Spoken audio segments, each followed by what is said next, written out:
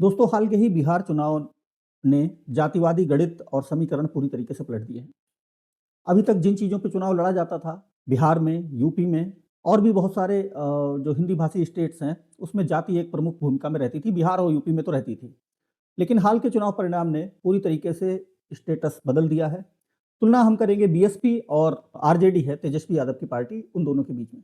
जानेंगे कि यहाँ पर हम इन दोनों पार्टियों की तुलना आज क्यों करने बैठे हैं। ऐसा क्या हुआ है कि जो हमें इन दोनों पार्टियों की तुलना करनी पड़ रही है। नमस्कार दोस्तों, मेरा नाम है अमित और आप देख रहे हैं माई व्यूज।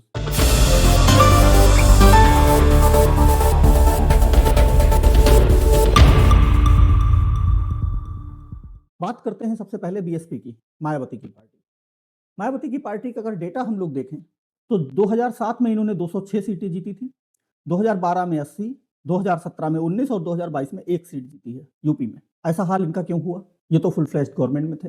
देखिए, अगर बीएसपी की राजनीति की बात करें तो इनकी राजनीति जो कोर वोट बैंक जो इनका था उसके आसपास टिकी हुई थी और वो था मेनली जाटव वोट बैंक।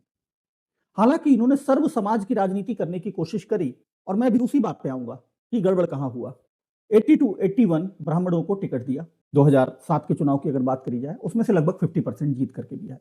लेकिन इनकी जो पार्टी का जो नीचे का कैडर था, जिसमें इनके कार्यकर्ता और जो यहां तक कि मंत्रीगण भी जो शामिल थे, वो लोग सवर्णों को, यादवों को और भी दूसरे समाज के लोगों को लगातार गालियां देते रहे। इन्होंने जो इन्हें सत्ता मिली, इनकी नज़र में वो सत्ता इनकी अकेली अपनी की थी, जो इनके अकेले के संघर्ष का परिणाम था। बात ऐसी नहीं थी केवल।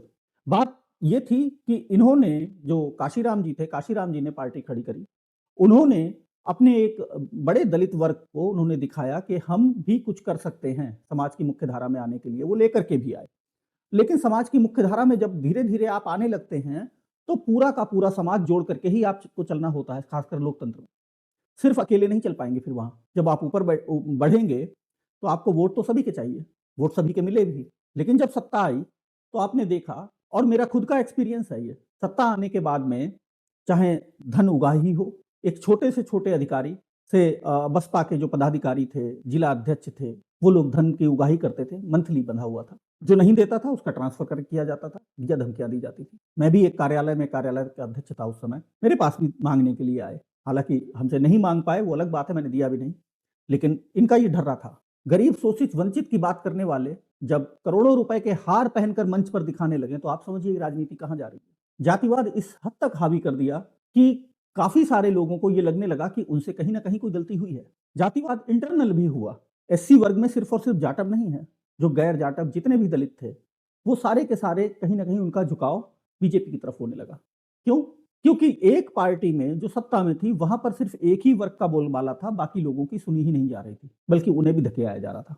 ऊंच नीच और बराबरी की बात करने वाले लोग जैसे ही मुख्यमंत्री बनते हैं तो उनकी कुर्सी बड़ी होती है, बल्कि हॉल में एक ही कुर्सी होती है, बाकी सब लोग जमीन पर ही बैठेंगे, वो भी जूते उते उतार के। क्या ये जातिवादी व्यवस्था का अंत था या एक नई सामंतवादी व्यवस्था का उदय था? क्या आप लोग कमेंट करके बताइए। अब जनता ने जब ये देखा कि यहाँ पर तो एक नई तरीके की विचारधारा पनप रही है, एक विचारधारा से बाहर निकलने की कोशिश में हमने एक दूसरी नए तरह की विचारधारा, जो अतिवादी वो भी है, उसको हमने जन्म दिया है, तो लोग भागे। विकल्प के रूप में बीजेपी दिखी और नतीजा सामने है। सेम पैटर्न पर तेजस्वी यादव की बात करते हैं। तेजस्वी यादव ने देखा जाए तो कुछ गलत ऐसा नहीं किया है। उप मुख्यमंत्री रहे नीतीश कुमार सरकार में 2-3 साल पहले ही। बीजेपी में जब इनका जेडीयू का कोalition बीजेपी के साथ हुआ, उससे पहले ये उप मुख्यमंत्री थे। अपने कार्यालय में कोई ऐसी भीषण गलती नहीं करी। लेकिन बात वही जातिगत समीकरण फंस गया। इनका जो मेन जो जातीय समीकरण था वो MY समीकरण था, और दूसरे एक जो ऑल इंडिया पनौती के रूप में आप जानते हैं उनको लिए ये घूम ही रहे थे। तो जो इनकी हार का जो कारण हुआ, वो जातिवाद तो अपनी जगह पर है ही। इनका जो पूर्व का कार्यकाल है, इनके खुद ही जो इनके कार्यकर्ता हैं और जो इनके लोकल स्तर पर नेता हैं, उन्होंने पूर्व के कार्यकाल की याद पूरी आम जनता को दिला दी। इसमें हर वर्ग के लोग थे जिन्होंने उस कार्यकाल को याद किया। आज जिनकी एज 45, 40, 50 वर्ष के आसपास होगी, उन्हीं का परिवार है अभी, उनके लड़के बच्चे वोटर बन रहे हैं, नए वोटर बन रहे हैं। उनको याद दिलाया गया कि किस कैसा शासन उस समय होता था।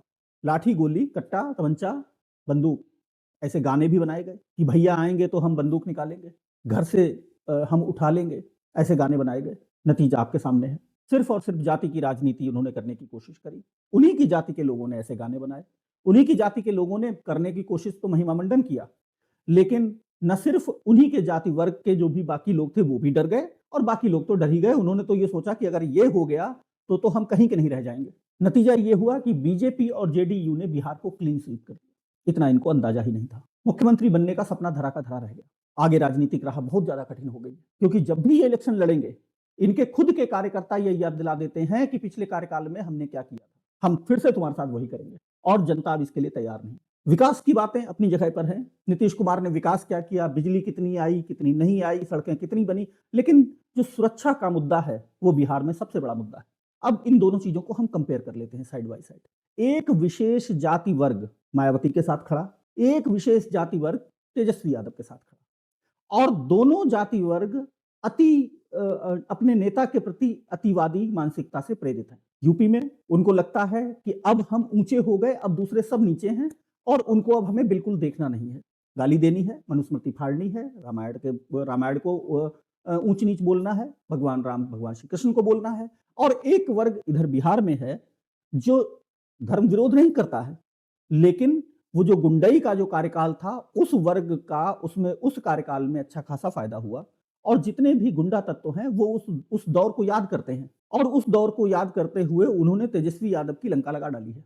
उन्हीं के कार्यकर्ता हैं तेजस्वी यादव के, उनके जाति से जुड़े हुए कार्यकर्ता हैं, उनके पार्टी से जुड़े हुए कार्यकर्ता हैं। अतिवाद दोनों के पतन का कारण बन रहा है। तेजस्वी यादव अभी 1 और 0 पर तो नहीं पहुंचे हैं, लेकिन पहुंच जाएंगे धीरे धीरे। ज्यादा समय नहीं लगेगा। कौन पहुंचाएगा? आम जनता नहीं पहुंचाएगी, उनके खुद के कार्यकर्ता पहुंचाएंगे, उनके खुद के जाति से जुड़े हुए लोग पहुंचाएंगे। यही यूपी में हो रहा है। अगर बीएसपी की बात करी जाए तो आप यकीन मानिए कि आप भरोसा नहीं कर पाएंगे। एक पार्टी जो एक आंदोलन से निकल करके आती है कि हमको छुआछूत, अगड़ा पिछड़ा, ऊंच नीच खत्म करना है, वो पार्टी अपना टिकट बेचने के लिए 20 से 50 करोड़ रुपए ले रही है। ये मैं नहीं कह रहा हूं, बीजेपी के बहुत सारे कार्यकर्ताओं ने, नेताओं ने ये आरोप लगाए हैं, और खुद बसपा के जो कैंडिडेट थे जिनको टिकट नहीं मिला उन्होंने भी ऐसे आरोप लगाए। समय बदल रहा है, राजनीति भी बदल रही है, राजनीतिज्ञ नहीं बदल पा रहे हैं। उनको अभी भी आज से 40 साल पहले की दुनिया असली लगती है। सोशल मीडिया आने के बाद में आप ये कैसे उम्मीद कर सकते हैं कि आप जरा सा भी एक वक्तव्य भी देंगे या आपका कार्यकर्ता बंदूक लेकर के चलेगा और एक छोटी सी रील बनाएगा, लोगों को वो दिखेगी नहीं? क्या लोग डरेंगे नहीं? खुद इनकी जाति के लोग डर जाएंगे कि ये क्या होगा, ये क्या होने जा रहा है बिहार में। सुकून से 10-12 साल से हम बैठे हैं और अब ये आएंगे। हम लोग एक व्यवस्था परिवर्तन देख रहे हैं, एक युग परिवर्तन देख रहे हैं। ये समय, मैं भी नहीं चाहता हूं कि ये दोबारा लौटे जातिवाद का। ऐसे लोग सत्ता में आए जिन लोगों का कोई विजन नहीं है, जिन लोगों के पास कोई दिशा नहीं है, जिन लोगों का एक ही विजन है और एक ही दिशा है कि जाति, कौन सी जाति के कितने वोट हैं, कौन सी जाति के कितने लोग हैं, हम कैसे सत्ता में आएंगे, इस विजन के साथ वो आते हैं। इसके अपोजिट अगर बीजेपी को लिया जाए तो बीजेपी को हम सपोर्ट करें या ना करें, हमारा पर्सनल पॉइंट ऑफ व्यू हो सकता है कि हम विरोध भी कर सकते हैं। बीजेपी की बहुत सारी नीतियों का हम भी विरोध करते हैं, सारे लोग विरोध करते हैं, हर चीज से सहमत हम भी नहीं होते। लेकिन अगर उनका विजन की बात करी जाए तो उनका विजन क्लियर है, कंफ्यूजन नहीं है। ये उस चीज को लेकर के बैठे हैं जो चीज जनता के दिमाग से बाहर की बात है। वोट चोरी कहते हैं ये। जनता को कैसे समझाओगे वोट चोरी कहां पे हो रही है? जनता खुद वोट दे के आ रही है, बूथ से बाहर निकल रहे हैं, लोग इंटरव्यू ले रहे हैं, वो कह रहे हैं कि हम इनको वोट देकर के आए, वो वोट चोरी बोल रहा है। कैसे समझाएंगे? पर ये खुद को समझा लेते हैं, खुद के लोगों को समझा लेते हैं। इनको लगता है कि वो हिटलर वाला जमाना कि आप एक झूठ को 1000 बार बोलो तो वो जनता को सच लगने लगता है, आज वो जमाना नहीं है। सोशल मीडिया के दौर में अपोजिट व्यू भी आपको मिलेगा, और अगर अपोजिट व्यू में तथ्य हैं तो लोग वो तथ्य देखेंगे। 2027 में यूपी में चुनाव है। इस गणित का, जो बिहार में गणित एक फेल हुआ है इन लोगों का, आरजेडी एंड अलायंस का, उसका यूपी में एक बहुत मैसिव इफेक्ट पड़ेगा। अगर इन लोगों ने अपनी राजनीति को एक नई दिशा, नया धरातल उसका नहीं देखा, तो आप यकीन मानिए कि बीजेपी यहां पर भी क्लीन स्वीप करेगी, और वोट चोरी का रोना, ईवीएम का रोना आप रोते रह जाएंगे, उससे कुछ भी होने वाला नहीं।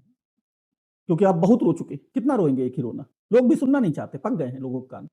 इस मामले पर आपके क्या विचार हैं, कमेंट करके जरूर बताइएगा। और अगर आपको ये वीडियो पसंद आता है तो लाइक सब्सक्राइब जरूर करें, और अपने दोस्तों के साथ, रिश्तेदारों के साथ शेयर जरूर करें। हम लोग एक स्वस्थ बहस में कुछ निचोड़ निकालने की कोशिश करेंगे। आज के लिए इतना ही, मिलते हैं अगले वीडियो में। जय हिंद।